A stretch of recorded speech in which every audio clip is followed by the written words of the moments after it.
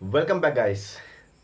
So today's topic is, भाई हमें potential energy निकालना है। We have to determine the potential energy for a system of n number of charges. जहां पे बहुत सारे ढेरों चार्जेस हो, उसके लिए पोटेंशियल एनर्जी निकालना है। तो हम बेसिक पोटेंशियल एनर्जी क्या सीख चुके हैं? देखो, तो मैंने देखा था, आपको पढ़ाया था। यहां पे अगर आपके पास में एक क्यू चार्ज है, समझो इसका नाम Q1 है, और कोई बहुत दूर एक Q2 चार्ज है जो कि भी पॉजिटिव है, टेस्ट चार्ज। तो जब मैं इसको इस तरफ मूव कर रहा था, इस चार्ज की तरफ, तो इस चार्ज से क्या निकल रही थी? Forces, electrostatic forces, electric field. ठीक है, तो इसके अगेंस्ट मुझे इस चार्ज को लेकर आना था, तो मुझे वर्क डन करना पड़ रहा था। और वर्क डन कितना होता था? तो उसकी पोटेंशियल एनर्जी, वर्क डन की वजह से क्या होता था? तो इसका पोटेंशियल एनर्जी बढ़ता था। मतलब जैसे हम इस चार्ज को इस चार्ज की तरफ मूव करेंगे, तो यहां पर अगर पोटेंशियल एनर्जी कुछ है, U1 है, तो यहाँ पे U2 पोटेंशियल एनर्जी होती, यहाँ पे U3 होती, और यहाँ पे U4 होती। तो इस तरफ जो है पोटेंशियल एनर्जी बढ़ती जाती। क्यों? क्योंकि हम इस चार्ज में से जो फोर्सेस निकल रही है, उसके अगेंस्ट हम काम कर रहे थे। ठीक है, तो ये था दो चार्जेस के लिए। और हम लोग यही कल के सेशन में जो पार्ट नंबर 10 है, आपको देखना चाहिए, उसमें हम पढ़ चुके हैं किस तरीके से। तो यहां पे हम लिखा था U is equal to 1/4πε0 Q1 charge, फिर Q2 चार्ज, और उन दोनों के बीच का डिस्टेंस। तो यहाँ पे R कहां से कहां तक डिस्टेंस है? तो इस 1 से इस 2 तक। तो यहाँ पे R12 ऐसा यूज किया था। ठीक है, लेकिन अभी क्या करें कि भाई हमारे पास में ये सिर्फ दो चार्जेस नहीं है, हमारे पास में बहुत सारे चार्जेस हैं। तो उसके लिए क्या होगा? एनर्जी, वो हमें निकालना है। तो देखो, एकदम फुल टॉस सा है क्वेश्चन। ठीक है, कैसे निकालेंगे सर? तो देखो, हमने कल एक डायग्राम पढ़ चुके थे। ऐसे एक्सिस दिखी थी हमने, यहां पर भी एक, और ये था एक्स एक्सिस, ये था वाई एक्सिस, और ये था जेड एक्सिस। और हमारा एक चार्ज Q1 जो पहले बहुत दूर था, यहां से हम इसको यहां पर उठा के लेके आए थे, और इस ओरिजिन O से उसका डिस्टेंस कितना था? तो भैया था R1। ठीक है, चार्ज Q1 के लिए R1।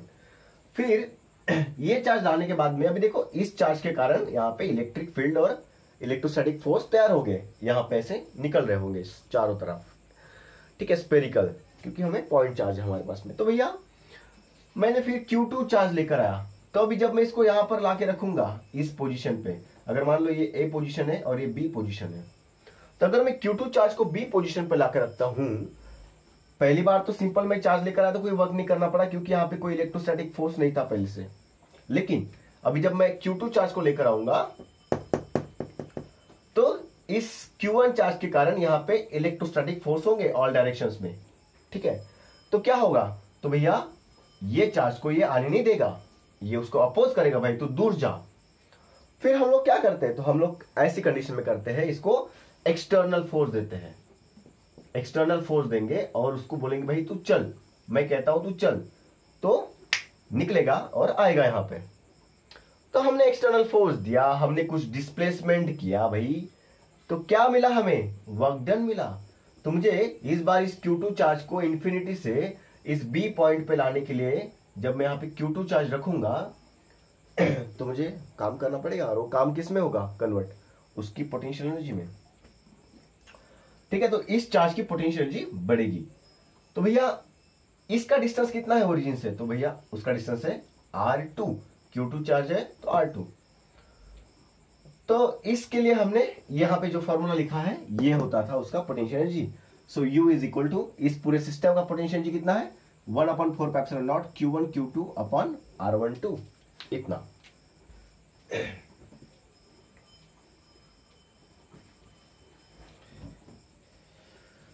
तो यहां तक सब ठीक था, दो चार्जेस के लिए हमने निकाला। अभी मान लेते हैं ये दो चार्जेस पहले से यहां पर रखे हमने, कहीं दूर से लाने के बाद।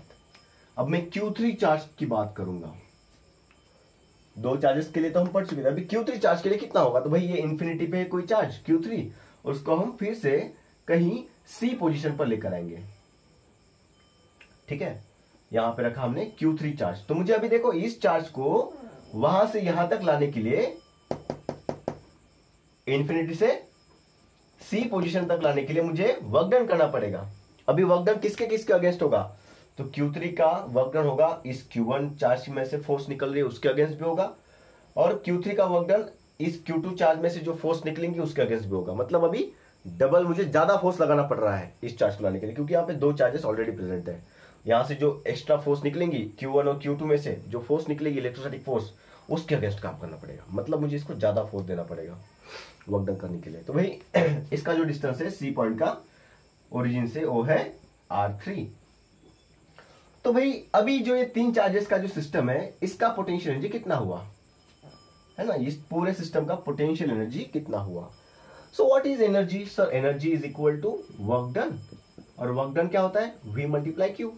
V यानी potential, potential at a point, और Q यानी कौन सी चार्ज को मूव करते हुए लेकर आए थे।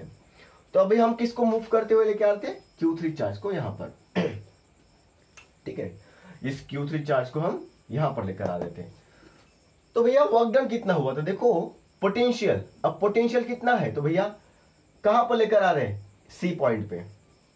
तो ये सी पॉइंट का जो डिस्टेंस है पहले चार्ज से कितना दूर है? तो यहां पे हम Q3 को ला रहे हैं ना, तो हम इसको थर्ड पोजीशन बोलेंगे। तो भैया डिस्टेंस कितना होगा 1 से लेके थर्ड तक? तो R13, 1 से लेके थर्ड तक। फिर ये डिस्टेंस कितना होगा दो चार्ज, दूसरे चार्ज से तीसरे चार्ज के बीच में? तो ये होगा R2 चार्ज से 3 चार्ज तक का डिस्टेंस।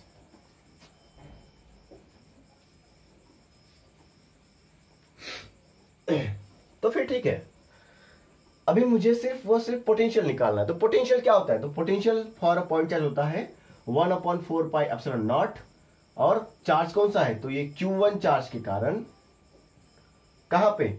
इस Q3 चार्ज सी पॉइंट पे, मतलब थर्ड पॉइंट पे कितना पोटेंशियल है तो उसका डिस्टेंस देना पड़ेगा R13।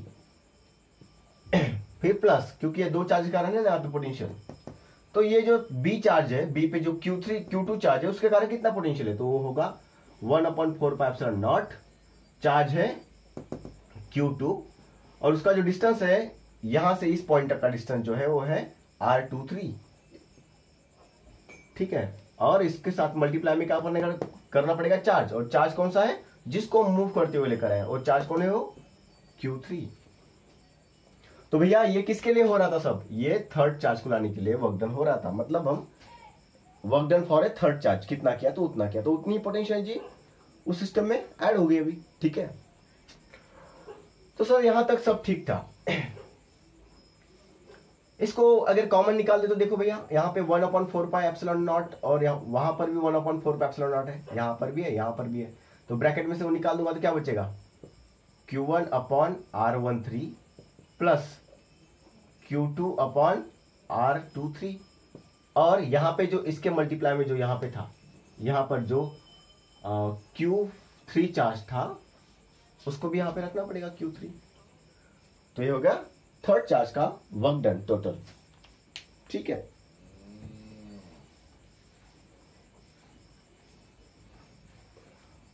अगर यहां पे समझ गया तो अभी हम फोर्थ चार्ज को लेकर आते हैं। ठीक है, तो अभी फोर्थ चार्ज, तो यहां पे जो है अभी हम फोर्थ चार्ज को लेकर आएंगे। तो भैया फोर्थ चार्ज मतलब हम डी पोजीशन पे कोई एक चार्ज लेकर आ रहे हैं, जो कि ये जो Q4 चार्ज है वो इंफिनिटी पे है, वहां से हम यहां पर लेकर आएंगे Q4 चार्ज को। तो भैया ये जो Q4 चार्ज है इसको अगर हम यहां पर लाते हैं तो अभी इसको ज्यादा फोर्स के साथ में डील करना पड़ेगा, ज्यादा फोर्स के अगेंस्ट काम करना पड़ेगा। ज्यादा फोर्स मतलब किसका? Q1 चार्ज में से फोर्स निकलेगा उसके अगेंस्ट भी काम करना पड़ेगा, Q2 चार्ज में से फोर्स निकलेगा उसके अगेंस्ट भी काम करना पड़ेगा, Q3 चार्ज में से फोर्स निकलेगा उसके अगेंस्ट भी काम करना पड़ेगा। मतलब 3 चार्ज के अगेंस्ट काम करना पड़ेगा, बराबर है। तो उसका करते हैं अभी। ठीक है, तो भैया अभी डिस्टेंस नापते हैं, यहां से इस पॉइंट से Q1 चार्ज का डिस्टेंस कितना है। अगेन इसी डी पॉइंट से, इसको हम फोर्थ पॉइंट बोलेंगे अभी। ठीक है, इस Q1 चार्ज का डिस्टेंस कितना है डी पॉइंट से, तो हम बोलेंगे देखो Q1 चार्ज है ना, तो R1 चार्ज से फोर्थ पॉइंट तक R14। फिर इस Q2 चार्ज से इस फोर्थ पॉइंट का डिस्टेंस कितना है, तो होगा R24। और इस Q3 चार्ज से इसका डिस्टेंस कितना है, तो होगा R34। ठीक है सर, ऐसा हुआ बिल्कुल। ये होगा उसका वैल्यू। डिस्टेंस मिल गया। अभी सर कितना वर्क डन किया, तो वर्क डन देखो कैसा होता है। Again work done is equal to क्या होता है, potential multiply charge. So work done for fourth charge कितना हुआ, तो देखो 3 चार्जेस के कारण पोटेंशियल डिफरेंस लिखो, वी फॉर 3 चार्ज, 1 2 3 चार्जेस के कारण, कहां पे, इस पॉइंट डी पे। तो 1/4 पाई एप्सिलॉन नॉट। और पहले चार्ज Q1 के कारण कितना होगा, तो उसका डिस्टेंस नीचे लिखना पड़ेगा। सो इस चार्ज से यहां तक का डिस्टेंस कितना है, क्योंकि इस चार्ज के कारण यहां पे कितना पोटेंशियल हो रहा है, ये कैसे पता चलेगा, ये चार्ज डिवाइड बाय डिस्टेंस यहां से यहां का, और ये कितना है R14, और ये तो रहेगा 1/4 पाई एप्सिलॉन नॉट। ये हो गया Q1 के कारण। फिर Q2 के कारण कितना होगा, 1/4 पाई एप्सिलॉन नॉट, और यहाँ पे आएगा Q2 चार्ज के कारण, और डिस्टेंस कितना आएगा, सो डिस्टेंस आएगा 2 से हम जा रहे हैं फोर्थ पॉइंट पे, 2 से हम जा रहे हैं फोर्थ पॉइंट पे। फिर थर्ड चार्ज के कारण तो 1/4 पाई एप्सिलॉन नॉट, और यहाँ पे आएगा चार्ज 3 के कारण डिस्टेंस कितना है 3 और 4 के बीच में, तो R34, और ये हुआ पोटेंशियल। और साथ में हम कौन सी चार्ज को लेकर आ रहे हैं, तो हम आ रहे हैं Q4 चार्ज को, तो Q4 से मल्टीप्लाई करेंगे। ठीक है, अब देखो एकदम सिंपल है भैया, यहां से ये मैं मिटा रहा हूं ऊपर से, ठीक है।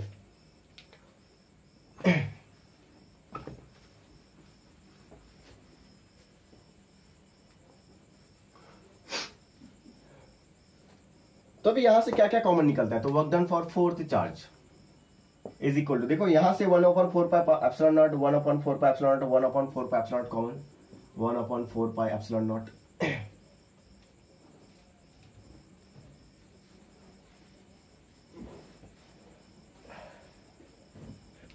तो हम यहां से इसको कॉमन निकालेंगे, बाहर अंदर क्या बचेगा, अंदर बचेगा sir Q1 charge upon R14 plus Q2 charge upon R24 plus Q3 charge upon R34।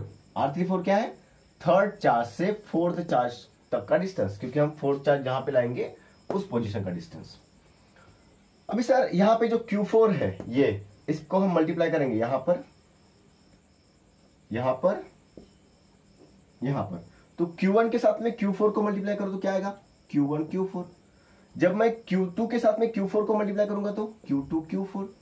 जब मैं Q3 के साथ में Q4 को मल्टीप्लाई करूंगा तो Q3 Q4। तो ये होगा work done for fourth charge.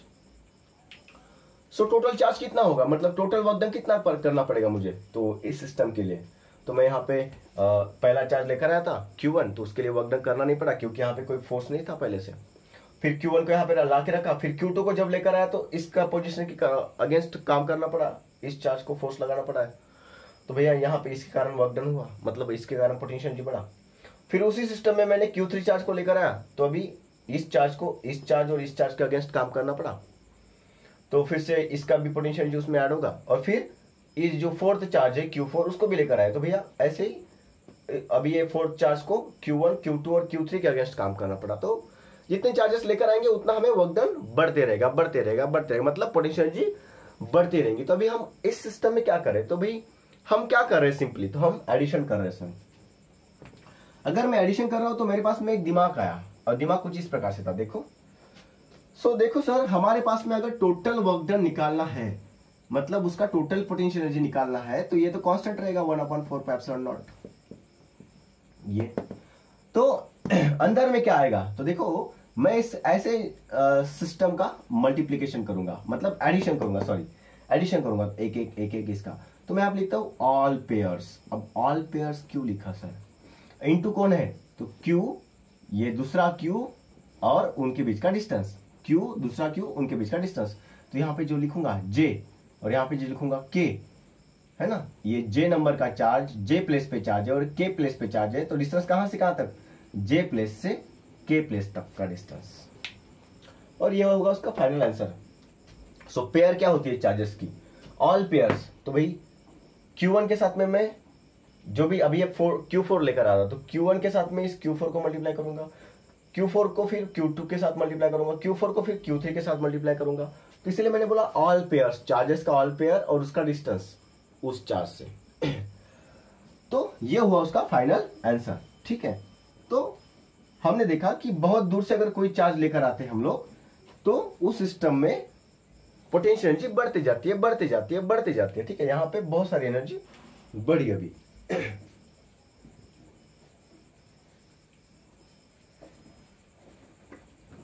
तो अभी इसी सिस्टम से हमें एक आंसर सॉल्व करना है। हमारे पास में एक स्क्वायर के हर एक कॉर्नर पे, कहां पर, तो ये फॉर्मूला सबको याद हो गया अभी, u is equal to 1/4 summation of all pairs q j q k upon r j k. तो अभी हमें एक न्यूमेरिकल सॉल्व करना है, और न्यूमेरिकल एक बहुत ही प्यारा और सस्ता, मतलब सस्ता आने का बहुत चिल्ला न्यूमेरिकल है, ठीक है। तब करते हैं उसको। देखो, फाइंड द इलेक्ट्रोस्टैटिक पोटेंशियल, आपको इलेक्ट्रोस्टैटिक पोटेंशियल एनर्जी निकालना है, और किसके लिए, इस फिगर के लिए। तो यहां पे एक चार्ज था प्लस क्यू, यहां पे एक चार्ज था प्लस क्यू, यहां पे एक चार्ज था माइनस क्यू, और यहां पर एक चार्ज था माइनस क्यू, और यहां से ये डिस्टेंस था आर, और यहां से ये डिस्टेंस था आर। सिमिलरली ये अगर आर है तो ये भी आर होगा, और ये अगर आर है तो ये भी आर होगा। अभी हमें एक और डिस्टेंस की जरूरत पड़ेगी, वो है डायगोनल, यहां से ये वाला डिस्टेंस और यहां से ये वाला डिस्टेंस। तो मैं निकाल लेता हूं अभी, ठीक है। वो डिस्टेंस कितना होगा, तो देखो भैया, ये भी आर है और ये भी आर है, ये और ये, यहाँ पे 90 डिग्री है, और ये कितना होगा, तो सर यहाँ पाइथागोरस थ्योरम लगा देते हैं। तो देखो आर स्क्वायर प्लस ये दूसरा आर स्क्वायर, तो 90 डिग्री के सामने कौन होता है, हाइपोटेनियस, हाइपोटेनियस का स्क्वायर। तो अभी मुझे क्या चाहिए, हाइपोटेनियस की value h is equal to क्या होगा, अंडर रूट बनेगा इस तरफ, स्क्वायर हट के यहाँ पे अंडर रूट जाएगा, और r square plus r square, 1r square plus 1r square 2r square. तो अभी देखो यहां से 2 तो स्क्वायर रूट के बाहर नहीं निकलेगा, लेकिन इसका स्क्वायर होने के कारण ये बाहर निकलेगा, तो हाइपोटेनस कितना मिला, √2r। तो यहाँ पे ये हाइपोटेनियस और ये हाइपोटेनस दोनों इक्वल है, तो यहाँ पे आएगा √2r, ये और ये भी हाइपोटेनस कितना होगा, √2r। हम इसको हाइपोटेनस नहीं बोलेंगे अभी, स्क्वायर है तो डायगोनल बोलेंगे, ठीक है।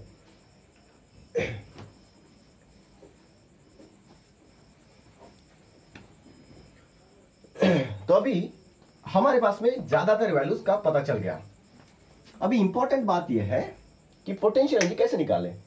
तो हमारे पास में फॉर्मूला था भाई, potential energy U is equal to 1/4πε0, और यहां पर summation of all pair of charge दूसरा अपॉन डिस्टेंस बिटवीन देम, तो QJ QK, और डिस्टेंस रहेगा J से लेके K तक। तो ऐसे ही सभी की सभी पेयर्स लिखनी है, ठीक है। अभी ये चार्ज Q, देखो अभी पहले कुछ भी नहीं है, यहाँ पे पूरा चार्जेस कहीं ऐसे बिखरे हैं, चारों के चारों, यहाँ पर यहाँ पर यहाँ पर, ये है प्लस Q, ये भी है प्लस Q, ये है माइनस Q, और ये माइनस Q है। अभी मैं क्या करता हूं, यहां से इंफिनिटी से इस चार्ज को यहां पर लेकर आता हूं, यहां पे Q प्लस Q को यहां पे रखता हूं।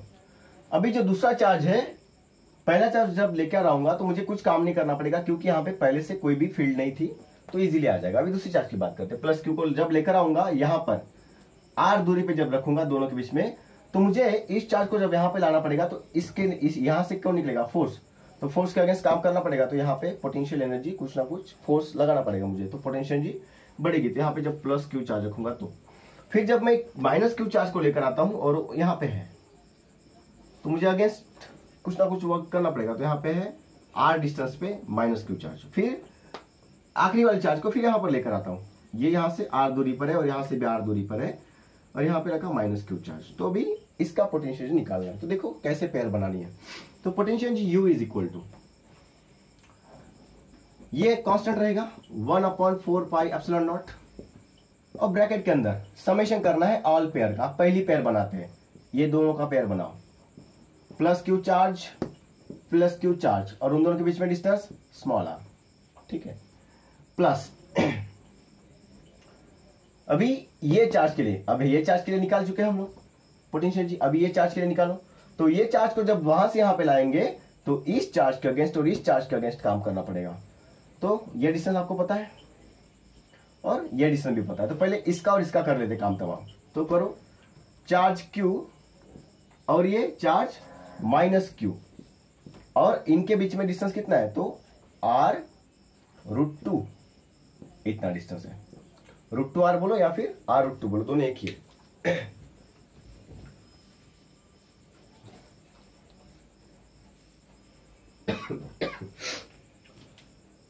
थोड़ा गला खराब है तो वीडियो में थोड़ा सा शायद आवाज क्लियर नहीं आ रही होगी, थोड़ा सा एडजस्ट कर लीजिए, ठीक है। तो अभी देखते हैं। तो भैया हमने कहां पे किया, ये दो चार्जेस के बीच में यहां पे लिखा पेयर। अब इस चार्ज का किसके साथ पेयर बनेगा, ये एक पेयर बनेगा और ये एक पेयर बनेगा। तो पहले इस पेयर को लिख लेते हैं, तो Q इंटू माइनस क्यू, उन दोनों के बीच का डिस्टेंस r√2 प्लस ये पेयर बना, एक प्लस Q चार्ज है, एक माइनस Q चार्ज है, और उन दोनों के बीच में डिस्टेंस कितना है, स्मॉल r। चलो अब आखिरी चार्ज है माइनस Q। अब ये माइनस Q इसके साथ में करो, फिर इसी माइनस Q से इसके साथ करो, और इसी माइनस Q से इसके साथ करो। तो शुरू करते हैं यहां से, ये पहला पेयर क्या बनेगा, Q प्लस और Q माइनस। तो एक प्लस Q है और एक माइनस Q है, और इन दोनों के बीच का डिस्टेंस कितना है, स्मॉल r। फिर प्लस करेंगे और ठीक है, और आगे पेयर बनाते हैं। ये हो गया। अब इसका पेयर बनाओ, ये minus Q into minus Q, minus Q into minus Q, और अपॉन में डिस्टेंस क्या आएगा, तो अपॉन में डिस्टेंस आएगा माइनस Q r डिस्टेंस आएगा। अब आखिरी चार्ज, ये पेयर बनाओ, ये minus Q plus Q, minus Q plus Q, इसका करो मल्टीप्लाई, और डिस्टेंस कितना आएगा, तो आएगा r√2, और ये हो गया आपका कंप्लीट आंसर। अभी इससे में से कुछ कट्टा हुआ तो काटो या फिर रहने दो। तभी कुछ कट्टा होगा तो हम काट लेंगे, ठीक है। तो भैया 1/4πε0 वैसे का वैसे रहेगा। अब देखो इसका साइन वाइन हम बदला देते थोड़ा सा, ये Q1 Q रहेगा अपॉन r रहेगा, यहाँ पे ये माइनस और प्लस माइनस बन जाएगा, और यहाँ पे बनेगा Q²। ये भी Q इंटू Q क्या बनेगा, Q²। ये भी क्या बनेगा, Q², और ये क्या रहेगा नीचे r√2।